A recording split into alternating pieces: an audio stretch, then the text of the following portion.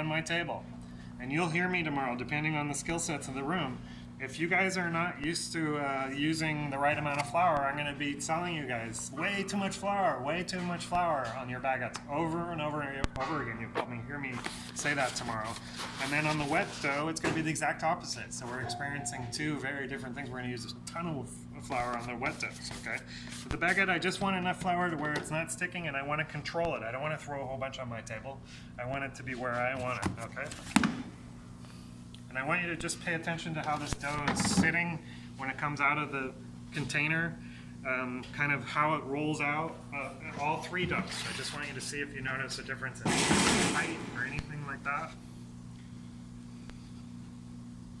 So I'm just making sure, especially if I'm sharing dough, and I'm gonna do 12 pieces all by myself, just so that we have some parallel comparisons, and then I'll let you guys jump in and help me with some of it. Okay.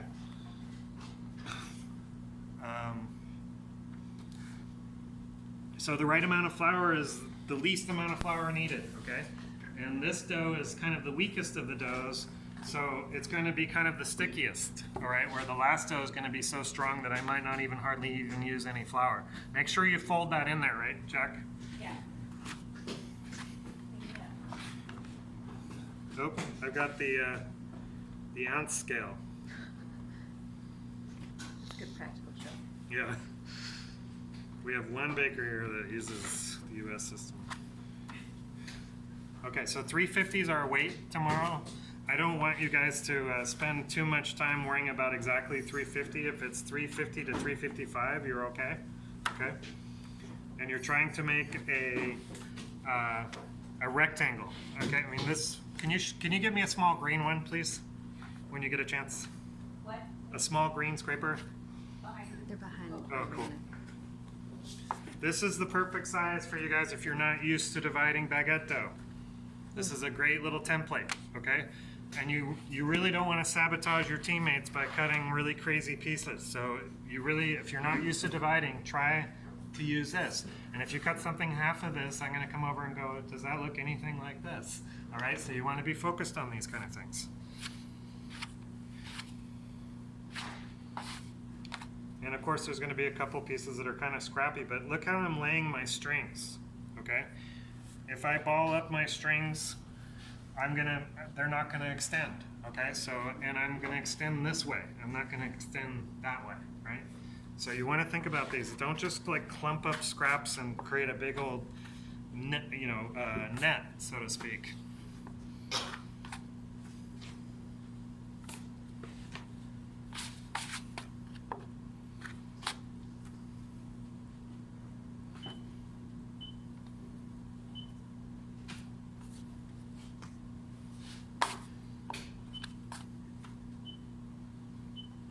Maybe the better thing for me to do is just do my dozen and then let you take this dough, Jackie. Okay. Just because I'm feeling rushed.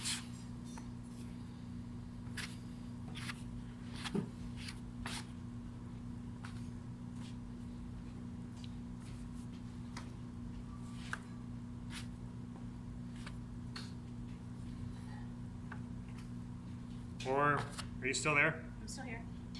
Or you can divide and they can pre-mold it all. Okay. I just want my 12 pieces. What are you deciding?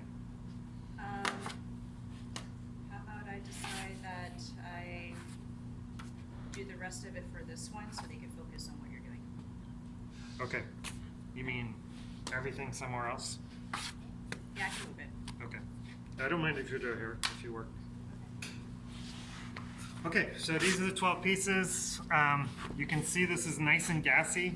You can see my flour's not too much. And then this is a lot like my water bucket. If my hands are sticking, this is where I add the flour, okay? And I'll go in here and get my hands very covered. I like to have a nice mound of flour here, and then just clap it off, okay? And that's enough flour, that's all I need.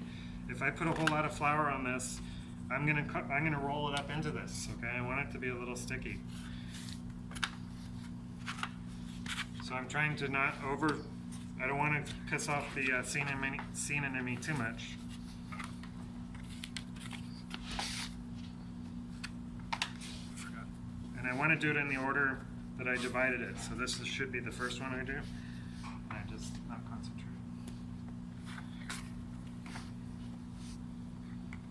Okay, and I heard Pablo say this something really cool the other day as far as some words help people so much by understanding, but he's talking about hanging your clothes. Like if you're hanging on a clothesline, you're not grabbing this whole thing to hang your clothes. Like you know, when you're hanging your clothes, you tend to grab just the top part, and that's what we're trying to do. And I'm making a decision on how strong I want to make this, and the fermentation has made this very strong. This gas, it's very gassy, right? And it's holding up. It's not all slacked out. So I don't need to like punch it down or really make it stronger. I'm actually trying not to make it too strong, and I'm trying to just have a nice consistent shape to work from. And this is the setup you guys will have when you're dividing baguette tomorrow. You'll have a scale, you'll have a thing of flour. This is for any of your scrapings to put through before you put them back into that container.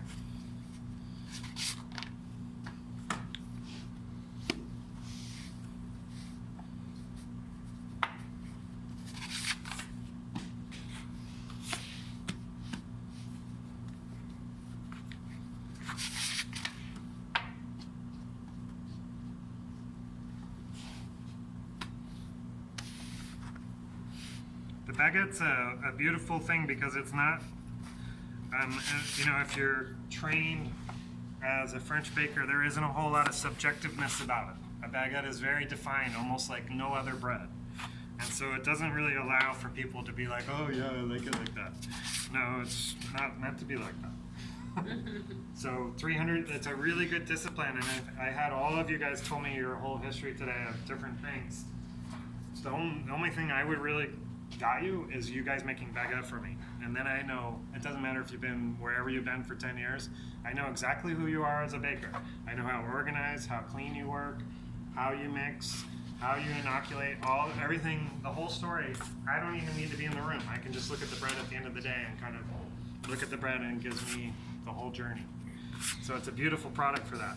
And if you can master the baguette in the bread world, in terms of breads, everything else is pretty downhill. Ooh, look how nice. Do you guys want to feel a couple of these real quick?